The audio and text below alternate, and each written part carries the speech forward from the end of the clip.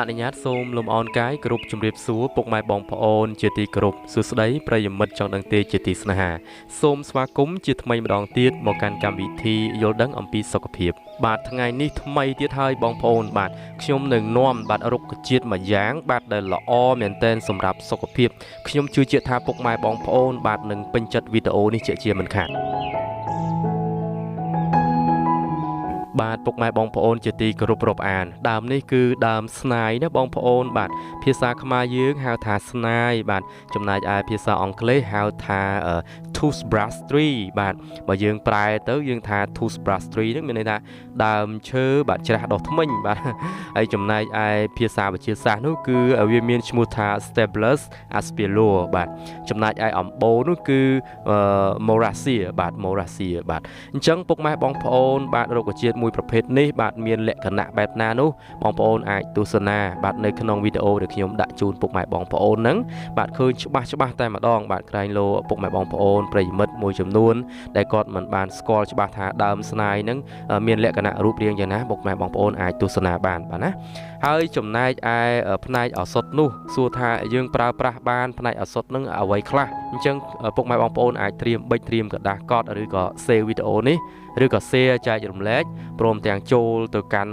channel របស់ខ្ញុំឲ្យ subscribe ម្នាក់មួយមកដើម្បីទទួលបានវីដេអូច្រើនជារៀងរាល់ថ្ងៃបាទឥឡូវនេះអ្វីដែលពុកម៉ែបងប្អូនទន្ទឹងរង់ចាំថាតើរុក្ខជាតិនេះអាចប្រើប្រាស់មកជាចំណែកនៃឱសថបុរាណយើងបាទកបទៅលើនឹងអាការៈរោគជំងឺអ្វីខ្លះបងប្អូនណាបាទអញ្ចឹងជំងឺបាទឬក៏អាការៈរោគផ្សេងនេះគឺយើងប្រើប្រាស់ទៅតាមផ្នែកផ្សេងរបស់ដើមវាផងដែរក្នុងការប្រើប្រាស់នោះពុកម៉ែបងប្អូនណាបើយើងប្រើមែកឬក៏រឹសបងប្អូនណាមែកបានន័យថាទាំងមែកទាំងរឹសហ្នឹងយើងអាចហាន់ស្ដើងឬក៏យើងចិញ្ច្រាំស្ដើងហ្នឹងបងប្អូនបាទហើយពុកម៉ែបងប្អូនយកមកដាំទឹកណាយកមកដាំទឹកហូបបាទសម្រួលទៅដល់ការបត់ជើងតូចសម្រាប់ពុកម៉ែបងប្អូនដែលគាត់នោមទាស់នោមឈឺហ្នឹងគឺប្រើប្រាស់បានតាក់ទងអាហ្នឹងគេហៅតាក់ទងទៅនឹងតម្រងនោមហ្នឹងបងប្អូនណាកលៀនហ្នឹងណាអញ្ចឹងយើងប្រើប្រាស់ដើម្បីព្យាបាលនៅអាការៈរោគនេះបានផងដែរ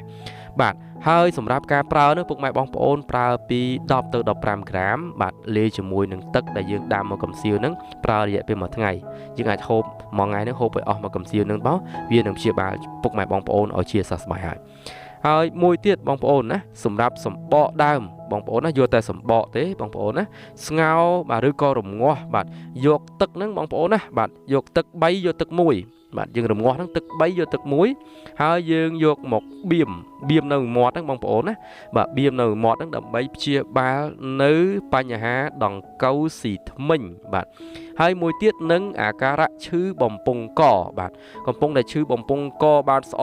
កបាទអ្នកណាសំលេងមិនសូវព្រោះហ្នឹងបងប្អូនណាបាទឈឺកឈឺអីច្រើនហ្នឹងគឺអាចប្រើប្រាស់បានជាមួយនឹងសម្បកដើមស្នាយនេះតែម្ដងពីព្រោះថានៅក្នុងជ័ររបស់វានឹងគឺមានគុណភាពគុណប្រយោជន៍មួយបាទសម្រាប់ព្យាបាលនៅការឈឺចាប់បាទការឈឺចាប់បាទការផ្សះបាទការផ្សះទៅនឹងការរលាកណាបងប្អូនបាទពិតជាពូកែស័ក្តិសិទ្ធិណាស់ហើយខ្ញុំបាទក៏ធ្លាប់ឃើញវីដេអូរបស់លោកគ្រូប៉ុលសេរីដែរបាទជំរាបសួរលោកគ្រូប៉ុលសេរីផងបើសិនអ្នកលោកគ្រូបានមើលវីដេអូនេះបាទអញ្ចឹងឃើញគាត់ប្រើរបៀបមួយដែលគាត់យកដើមរបស់វាហ្នឹងបងប្អូនណាបាទគាត់ឃើញគាត់កាត់ប្រព័ន្ធដើមប្រព័ន្ធមេដៃមេជើងហ្នឹងបាទហើយគាត់យកមកអាំងបងប្អូនណាអាំងដើម្បីយកជ័ររបស់វាហ្នឹងហើយយកជ័ររបស់ហ្នឹងវាហ្នឹងយកទៅដាក់នៅកន្លែងដែលដង្កូវស៊ីធ្មេញបាទដង្កូវស៊ីធ្មេញកំពុងតែឈឺពើកហ្នឹងបងប្អូនប្រើទៅមានប្រសិទ្ធភាពដើម្បីព្យាបាលបាទអាការៈឈឺធ្មេញភ្លាមផងដែរបាទនេះគឺជា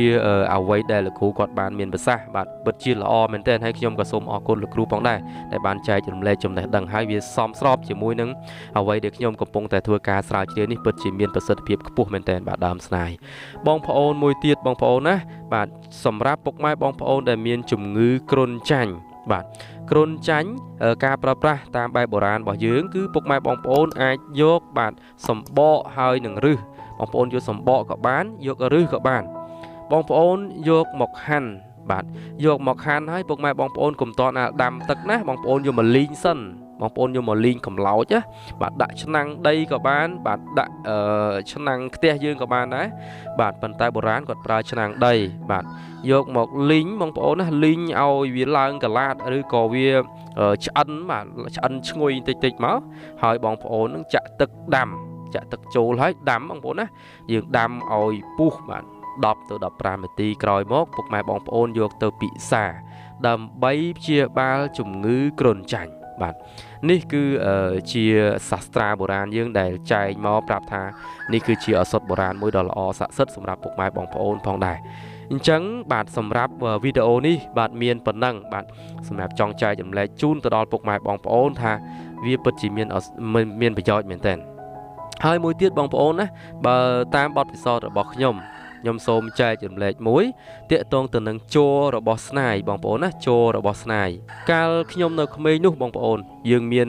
កមរមាស់បាទមានកមរមាស់បាទឬក៏យើងមុតដៃមុតជើងបាទយើងរលាកភ្លើងអីហ្នឹងណាបងប្អូនបាទយើងយកជ័ររបស់វាបងប្អូនណាយើងយកជ័រយើងកាប់សបកវាយកជ័រក៏បាន